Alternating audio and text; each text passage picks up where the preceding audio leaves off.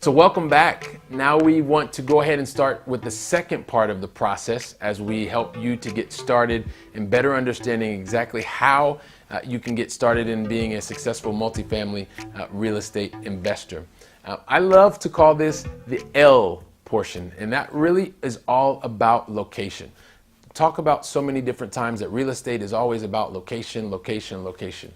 And I guess it really is. And what it makes me think of, and you probably have, when you're thinking about your house that you live in today, you probably have a part of the house that is your favorite place, whether it's being in the living room in front of your big screen television, or you're in the basement because you have a place all to yourself. You may love being in the backyard because you like listening to nature.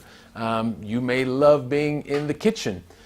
Whatever the case may be, there is a part of the house where you love to be and you feel more comfortable because it provides you the type of experience that you are looking for, or the type of experience that you'd like to be able to provide for others. If you think about being on the patio with friends, things like that. Now, it's really not much different as it relates to real estate. When you think about the location, you want to be able to think about the location in a very similar way.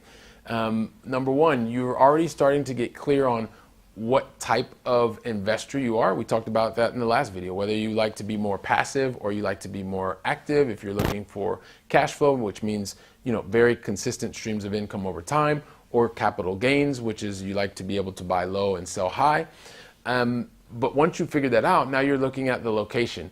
And really the location is very similar to what we talked about in the beginning, which is where would you like to be?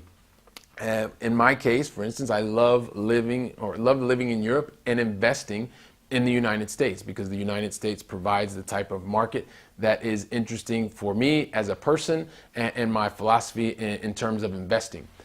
Also, you may think about different locations. It may be in your backyard because you're more comfortable with investing in your backyard. It may be a different part of the United States or in Europe because it's a place that you'd also like to have a part of your lifestyle. So you have rental properties in those areas where you're also going to visit. So it really is about the location is about making sure that you are in places that make sense for you, where you feel most comfortable, and at the same time are very much linked to what your personal goals are that we talked about before.